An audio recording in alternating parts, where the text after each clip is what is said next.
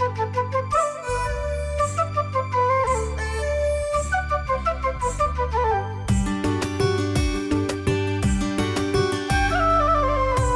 यो बदल्नु छ, सुरु गरौँ आफैबाट। जोस जागर फिजाउँदै इलम गरौँ आजैबाट। पर्दैन है विदेश जान, आए गर्जन यही गरौँ। जानै परे राम्रोसँग बुझौँ अनि सिप सिकौँ। जीविका र समृद्धिको साझा अनि ताजा आधार। हाम्रो एउटै आराधना रोजगार हाम्रो सरकार, रोजगार हाम्रो सरकार। दर्शकवृन्द नमस्कार। कार्यक्रम रोजगार हाम्रो सरोकारमा यहाँलाई हार्दिक स्वागत छ। कार्यक्रम यहाँहरूले साप्ताहिक रूपमा एनटिभी इटहरी र एनटिभी कोहलपुरबाट हेर्दै आउनुभएको छ अनि विभिन्न सामाजिक सञ्जालहरूमा पनि हामी यो कार्यक्रम प्रस्तुत गर्ने गर्छौँ। कार्यक्रममा हामी स्वदेशका अनि विदेशका समग्र रोजगारीका कुरा गर्छौँ, श्रमको कुरा गर्छौँ। हामी कहिले स्वदेशमै कसरी रोजगारी खोज्ने भनेर उपायहरू बताउने गर्छौँ, कहिले भने विदेशमा जाँदा के कुरामा ध्यान दिने, वैदेशिक रोजगारीको यात्रा कसरी सफल बनाउने भनेर विभिन्न जानकारी र उपायहरू पनि खोज्ने गर्छौँ। यदि वैदेशिक रोजगारीको सिलसिलामा कुनै कुरा बुझ्नु पर्यो भने, कुनै समस्या पर्यो भने कहाँ सम्पर्क गर्ने भनेर सम्पर्क माध्यमहरू पनि बताउने गर्छौँ। दर्शकवृन्द, आज हामी वैदेशिक रोजगारीको कुरा गर्दैछौँ। त्यसक्रममा हामी आज इजरायलको कुरा गर्दैछौँ। इजरायल पछिल्लो समयमा नेपालीहरूको निकै आकर्षक गन्तव्य रोजगारीका लागि। विशेष गरी इजरायलमा महिलाहरू धेरै जाने गरेको पाइन्छ, केयर गिभरको रूपमा, अनि कृषिमा पनि धेरै व्यक्तिहरू जाने गरेको पाइन्छ। किनभने कृषिमा इजरायलले निकै राम्रो उन्नति गरेको छ। आज हामी इजरायलमै रहनुभएका एकजना नेपाली महिलासँग हामीले गरेको कुराकानी प्रस्तुत गर्दैछौँ। अनि सँगसँगै अहिले जुन इजरायल फेरि सरकारले पठाउने भनेर कुरा सुनिएको छ, त्यो के हो, कसरी पठाइँदैछ र जाने हो भनेदेखि के कुरामा ध्यान दिनुपर्छ भनेर सम्बन्धित अधिकारीसँग हामीले गरेको कुराकानीका केही अंशहरू पनि प्रस्तुत गर्ने प्रयास गर्दैछौँ। यसरी समग्रमा इजरायलको रोजगारीको अवस्था अनि एकजना व्यक्तिको अनुभव र सरकारको आग्रह, सरकारको तयारीको विषयमा पनि केही जानकारी प्रस्तुत गर्नेछौँ। म चाहिँ प्यारिस मेरो आफ्नै कामकै सिलसिलाले गएको फ्रान्स चाहिँ होइन। प्यारिस फ्रान्स चाहिँ म आफ्नै कामको उसले गएँ। त्यसपछि चाहिँ म सानो काम गर्दै थिएँ, त्यही कामकै सिलसिलामा म प्यारिस जाएँ। प्यारिस जाँदै गएपछि, प्यारिसमा बस्दै गरेपछि 2018मा चाहिँ मैले यहाँ इजरायली फ्यामिली भेटेपछि त हामीसँग काम गर, तँलाई एकदमै त नेपाली हो, त एकदम मनपर्छ, त हामीसँग काम गर भन्नुभयो। हुन्छ, हामी इजरायल जाँदैछौँ, हामी सिफ्ट हुँदैछौँ, मसँग इजरायल जान चाहन्छस् भने हिँड भन्नुभयो। अनि मलाई पनि नौलो देश कस्तो रहेछ यो इजरायल भन्ने देश भनेर जाऊँ न त, बस्न मन लागे बसौँला, बस्न मन नलागे नबसौँला भनेर म आमासँग इजरायल आएँ। इजरायल आएपछि मलाई राम्रो छ, म उहाँसँगै बस्छु। 96 इयर्स हुनुभयो अहिले, आमा हुनुहुन्छ, एकदम राम्रो छ, एकदम सेफ छ, छोरी जस्तै भएर बसेको छु। 4 वर्ष भयो अहिले म इजरायलमा चाहिँ। तर म जानी आउने गर्छु प्यारिस र इजरायल, मेरो किनभने मेरो प्यारिसको पनि कार्ड भएको भएर म जानी आउने चाहिँ गरिराख्छु, प्यारिस र इजरायल गरिराख्छु। अब मलाई तर इजरायल राम्रो लाग्न थाल्यो, अब चाहिँ इजरायल राम्रो लाग्छ मलाई। एकदमै शोषण हुँदैन, छोरी मान्छेहरूलाई एकदम इज्जत छ, इज्जतका साथ बसिन्छ, बसिएको पनि छ। नेपाली धेरै दिदीबहिनीहरू हुनुहुन्छ, एकदमै राम्रो छ यहाँ चाहिँ। त्यस्तो छैन, अब एका दुई होला कतै। हामीले हाम्रो दसैँ तिहार अस्ति भर्खर गयो, चाड तीज गयो, हामी दिदीबहिनीहरू भेट हुन्छौँ, रमाइलो गर्छौँ। त्यस्तो कुनै किसिमको त्यो दबाब यस्तो यताउति केही छैन चाहिँ। हामी चाडबाड, हाम्रो चाडबाड सबै लोसारदेखि लिएर सबै मनाउँछौँ हामी। पुरुषहरूलाई पनि राम्रो छ, पुरुषहरूलाई पनि पुरुषै हेर्नुहुन्छ यहाँ, पुरुषलाई पुरुषले नै हेर्नुहुन्छ, महिलाले महिलालाई नै हेर्नुहुन्छ। केयर गिभरको काम हो, एकदमै राम्रो छ। अब अलिकति भाषाहरू अलिकति प्रब्लम हुन्छ, अब अलिअलि भाषाहरूमा त अब हुन्छ नै होइन, तर त्यस्तो नराम्रो भन्ने हुँदैन। इङ्ग्लिस बोल्ने कति फ्यामिलीहरू इङ्ग्लिस बोल्नुहुन्छ, कति हिब्रो बोल्नुहुन्छ, अब भाषा चाहिँ बेसिकली चाहिन्छ नै होइन। तर राम्रो छ, पुरुषलाई पनि एकदम राम्रो छ यहाँ। कमाइ चाहिँ हाम्रो अहिले लगभग यहाँको 5500 सेकेल भनिन्छ, अब त्यही हो 1.5 देखि 2 लाख रुपियाँसम्म कमाइराख्नु भएको छ। 2 लाखको हाराहारीमा कमाउनुहुन्छ नेपालीहरूले। राम्रो छ यहाँको कमाइ, राम्रो छ। त्यही हो $1400-1500 हुन्छ महिनामा। दर्शकवृन्द, एकजना चेलीको यो अनुभव हामीले प्रस्तुत गरिरहेका छौँ आजको कार्यक्रममा। हो, आफू भलो त जगतै भलो एउटा नेपाली उखान पनि छ। यदि राम्रोसँग बुझेर गइयो, सिप सिकेर गइयो, भाषा सिकेर गइयो र आफै अनुशासित र मेहनती भएर काम गरियो भने संसारको जुनसुकै कुनामा गएर पनि त्यो यात्रालाई, त्यो रोजगारीको प्रयासलाई उपलब्धिमूलक बनाउन सकिन्छ। हामी यो अनुभवबाट यो कुरा बुझ्न सक्छौँ। यी चेलीले भने जस्तै इजरायल सुरक्षित छ, हामी ढुक्क हुन सक्छौँ। तर के कुरामा ध्यान पुर्याएर गयौँ भने इजरायल मात्र होइन, वैदेशिक रोजगारीको यात्रा सफल हुनसक्छ, बढी प्रभावकारी हुनसक्छ। अनि त्यहाँ गइसकेपछि पनि के कुरामा ध्यान पुर्याउनुपर्छ, यो कुरा पनि हामीले तिनै चेलीसँग सोधेका छौँ। अनि सँगसँगै हामीले इजरायलबाट सिक्न सकिने कुराहरू के छन्, त्यहाँ पुगेपछि हामीले के कुराहरू सिक्न सक्छौँ, त्यो कुरा पनि हामीले सोधेका छौँ। इजरायलबाटै आफ्नो अनुभवको आधारमा ती चेलीले हामीले त्यो कुरा पनि बताउनु भएको छ। यहाँ आउनुभन्दा पहिला हाम्रो नेपालीहरूले बेसिक कोर्स चाहिँ गर्नुपर्छ, नर्सिङ कोर्स गर्नुपर्छ। कसरी हामीले अब हामी कुन काममा आउँदैछौँ, एग्रिकल्चरमा आउँछौँ कि हामी अब बुढाबुढी हेर्ने काममा आउँछौँ कि होइन, केयर गिभरको काममा आउँछौँ कि अब हामी कुन काममा आउँदैछौँ, त्यो कामको बेसिक नलेज चाहिँ हुनुपर्छ। अलिकति बुढाबुढी हेर्ने काममा आउनुभयो भने हजुरहरूले बुढाबुढीलाई कसरी खुवाउने, कसरी उ गर्ने, कसरी हेर्ने, अनि अलिकति भाषा पनि जान्न पर्यो होइन। अब इङ्ग्लिस अथवा हिब्रू नै बेसिक हिब्रू बोल्नुभयो भने राम्रो हुन्छ। धेरैले इङ्ग्लिस नबोल्न पनि सक्नुहुन्छ। त्यो भएको भएर आफूले बेसिक कोर्स चाहिँ गरेर र अलिकति आफूलाई अलिकति अब म विदेश गएपछि चाहिँ मैले दुःख गर्नुपर्छ, मैले दुःख गर्न जाने है भनेर चाहिँ आउनुभयो भने राम्रो हुन्छ हाम्रो। अनि स्यालेरीहरू हजुरको अब उसमा पनि हाम्रो राम्रो छ। यहाँ इन्सुरेन्सहरू पनि छ होइन, हेल्थको लागि पनि हजुर बिरामी हुनुभयो भने एकदमै राम्रो इन्सुरेन्स छ। युरोपको भन्दा मलाई यहाँको इन्सुरेन्स राम्रो लाग्यो, किनभने म त युरोप बसेर आएको हो नि, म त प्यारिसबाट यहाँ आएको हो नि, म त घुम्न भनेर आएको थिएँ, तर मलाई त एकदम राम्रो लागेर म यहीँ बसेँ। मेन चाहिँ हामीले मेन्टली हामी कुन काममा आइरहेका छौँ, हामी के कामको लागि हामी आएका छौँ, हामीले कसरी काम गर्छौँ। अब यहाँ आएर हामी कस्तो मान्छेसँग काममा पर्छौँ, यहाँ आएर त पहिला हामीले मान्छेसँग चिनजान गर्नु पर्यो, कोसँग बस्दैछौँ, कस्तो छ। 2-4 महिना हामीलाई गाह्रो हुन्छ, किनभने उहाँहरूलाई पनि हाम्रो स्वभाव थाहा हुँदैन र उहाँहरूको स्वभाव पनि हामीलाई थाहा हुँदैन होइन। त्यसपछि बिस्तार आफै राम्रो हुन्छ। यहाँ अब त्यही हो, अब बुढाबुढी हेर्ने काम हो, बुढाबुढीलाई हेर्ने, पकाउने, खुवाउने, सरसफाइ गर्ने, उहाँहरूलाई केयर गर्ने, त्यही त हो नि होइन, हामीहरूको कामै त्यही हो। त्यो भएको भएर आफूले म के काममा जाँदैछु भन्ने काम चाहिँ बेसिकली हामीले नेपालमै केही कोर्सहरू गरेर आउँदा चाहिँ राम्रो होला। अब जस्तो एग्रिकल्चरहरूको काम गरियो भने पनि हाम्रो त नेपाल त एकदमै कृषि प्रधान देश हो होइन। हामी त एकदमै कृषि गर्न चाह्यौँ भने पनि यहाँ कृषि सिकेर जाने दाजुभाइ दिदीबहिनीहरू धेरै हुनुहुन्छ। यहाँ कृषिको लागि आएर एग्रिकल्चर काम गरेर नेपाल गएर काम गरेको दाजुभाइ दिदीबहिनीहरू धेरै हुनुहुन्छ, अझै पनि गर्दै हुनुहुन्छ। उहाँहरूले हाम्रै नेपालमा गएर एग्रिकल्चर गर्नुभयो भने पनि झनै राम्रो होइन। आफ्नो देशमा बसेर काम गर्नुभयो भने त एकदमै बेटर।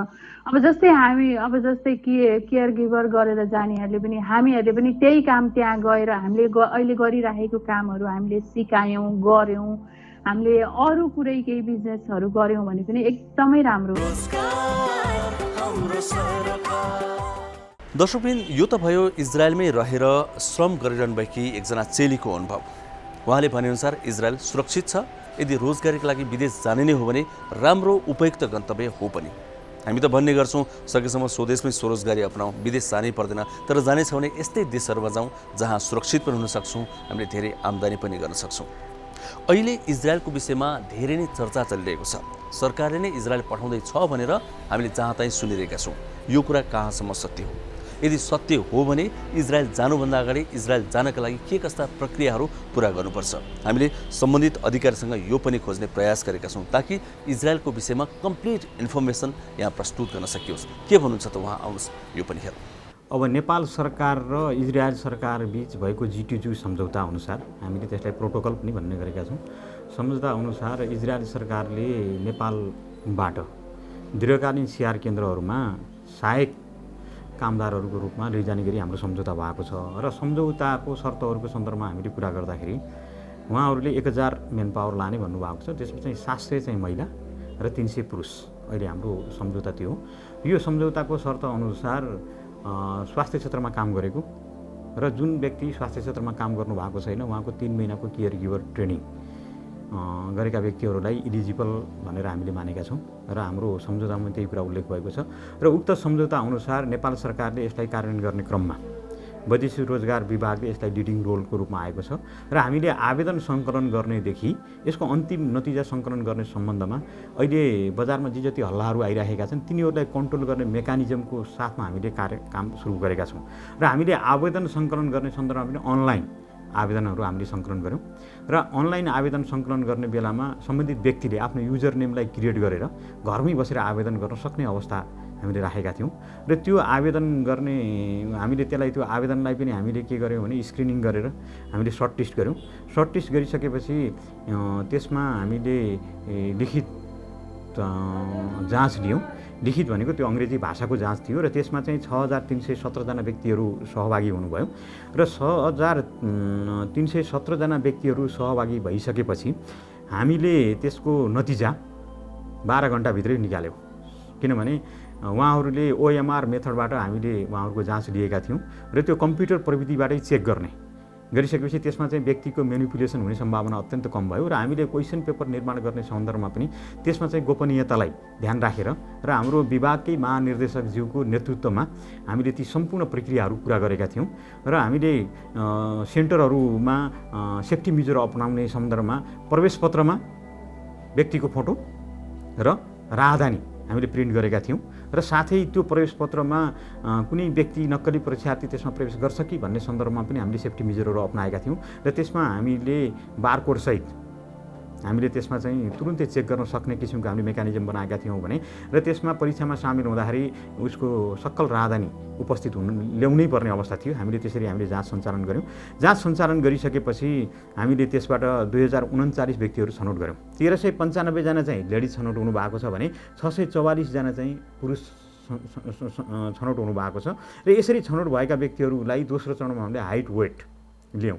हाइटको सन्दर्भमा यसमा चाहिँ 1.5 मिटर हुनुपर्ने र तौल चाहिँ 45 किलो हुनुपर्ने मापदण्ड थियो र हाइट वेट लिने अवस्थामा पनि हामीले चाहिँ म्यानुअल प्रोसेस हामीले प्रयोग गऱ्यौँ। यसमा कम्प्युटर बेस्ड लेजर मेसिनबाटै हामीले हाइट वेट लियौँ र उहाँहरूलाई लिएको हाइट वेटमा कम्प्युटर प्रिन्ट गरेर हामीले प्रमाणित गरेर राखेका छौँ। किनभने यसमा चाहिँ हाइट वेट नपुगेको व्यक्ति अन्तर्वार्तामा सामेल नहुने अवस्था छ र हामीले अन्तर्वार्ताको सन्दर्भमा पनि यसमा हामीले बिहान 8वटा ग्रुप र साँझ 8वटा ग्रुप गरेर हामीले 16वटा ग्रुपमा हामीले अन्तर्वार्ता लिएका छौँ र त्यसको संयोजकलाई सम्भव भएसम्म नदोहोऱ्याउने र अन्तर्वार्तामा बस्दाखेरि पनि चिट्टा प्रणाली लोकसेवा आयोगले अवलम्बन गरेको सम्पूर्ण प्रक्रियाहरू अवलम्बन गरेर हामीले के गरेका छौँ अन्तर्वार्ता लिइराखेका छौँ र अन्तर्वार्ता लिँदा पनि हामीले त्यहाँ निश्चित क्राइटेरियाहरू तोकेका छौँ। किनभने त्यहाँ व्यक्तिको मेनिपुलेसन नहोस्, त्यसमा स्वविवेकको प्रयोग नहोस्, व्यक्तिको चाहिँ वास्तविक क्षमताको पहिचान होस् भन्ने किसिमबाट हामीले गरिराखेका छौँ।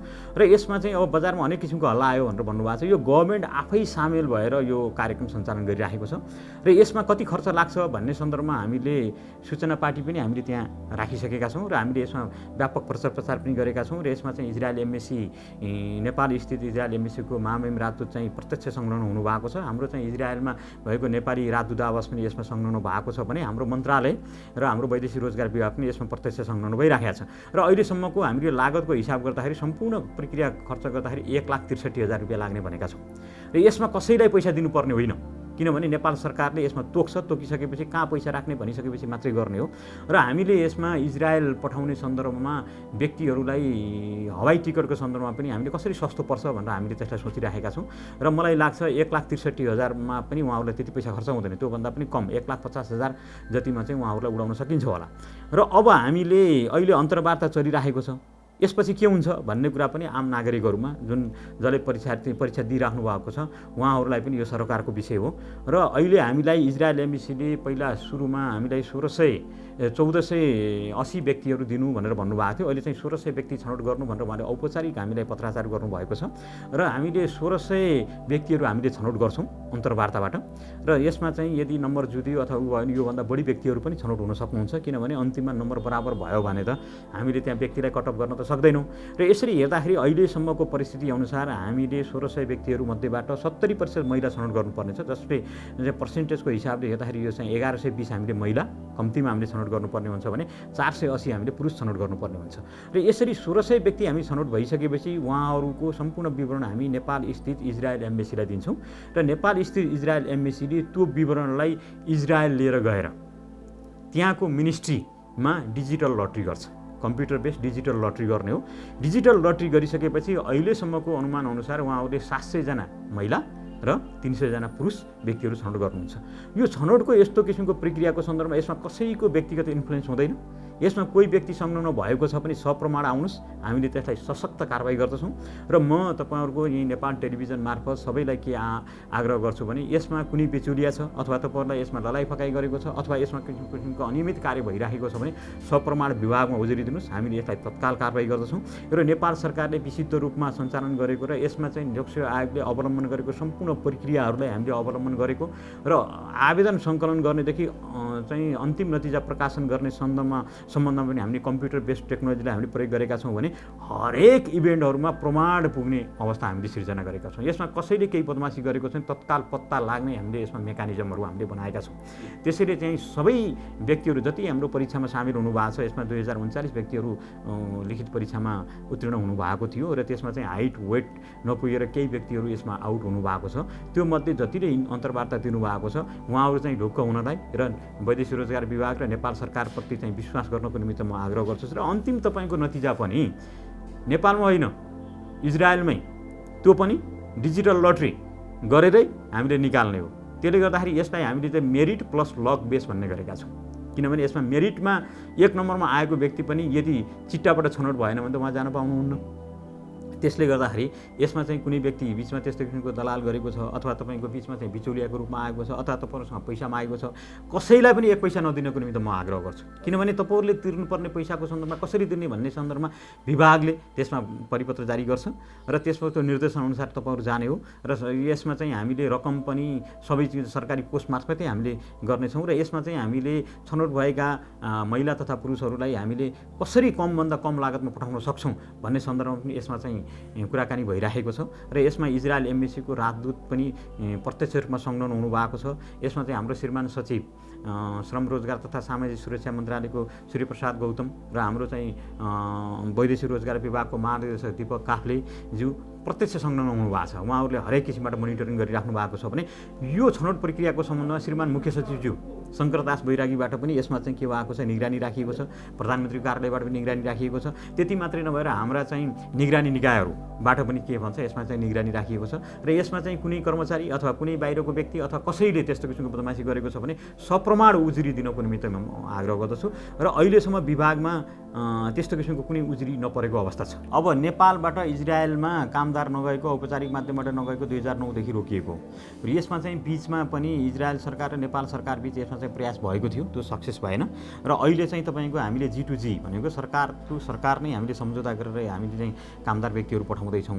र आगामी पठाउने सन्दर्भमा चाहिँ के छ भन्दाखेरि यो छनौट प्रक्रिया इजरायल सरकारले पनि वाचडगको रूपमा हेरिरहेको छ। कसरी नेपाल सरकारले कार्य सम्पादन गर्छ भन्ने कुरा पनि हेरिरहेको छ भने उहाँले पनि अन्तिम छनौट चाहिँ लटरी बेसबाट गर्ने भन्नुभएको छ। भन्नुको अर्थ यसमा चाहिँ त्यहाँ छनौट हुने व्यक्तिमा कसैको पनि इन्फ्लुएन्स नपरोस् होइन, त्यसमा चाहिँ स्वच्छ पारदर्शी र तपाईँको एकदम न्युट्रल हिसाबले चाहिँ व्यक्तिहरू छनौट होस् भन्ने चाहिँ उहाँहरूको चाहना रहेको छ।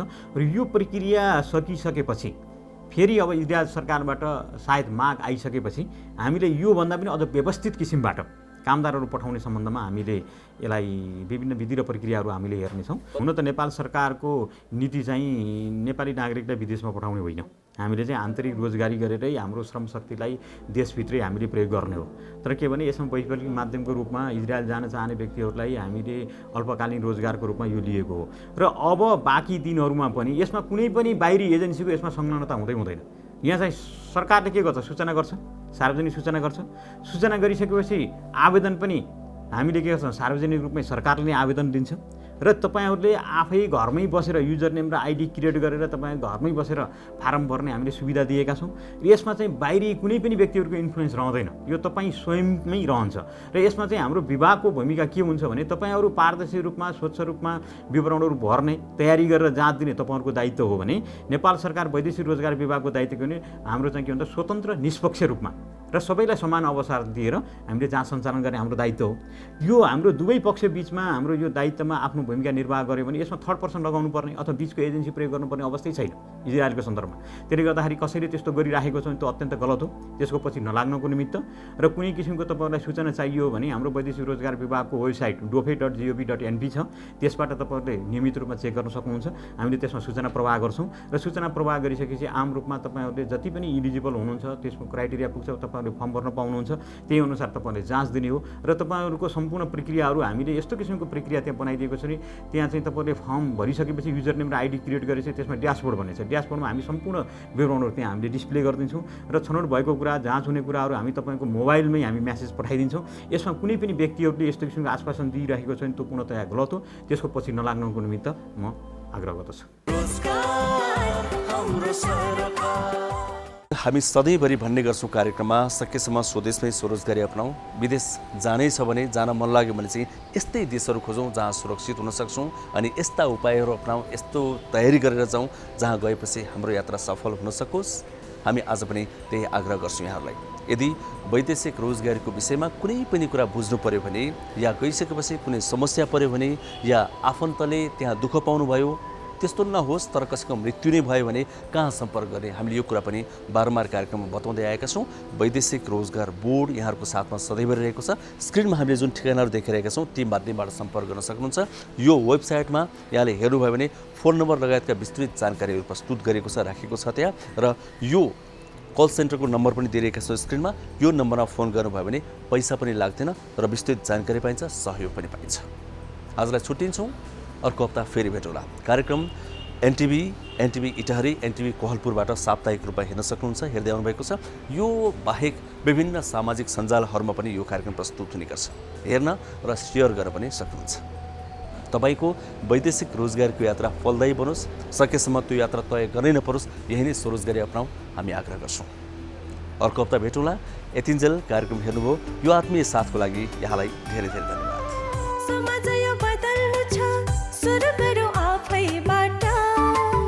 जोस जागर फिजाउँदै इलम गरौँ आजैबाट पर्दैन है विदेश जान आए गर्जन यही गरौँ जानै परे राम्रोसँग बुझौँ अनि सिप सिकौँ जीविका र समृद्धिको साझा अनि ताजा आधार हाम्रो एउटै आराधना रोजगार हाम्रो सरकार रोजगार हाम्रो सरकार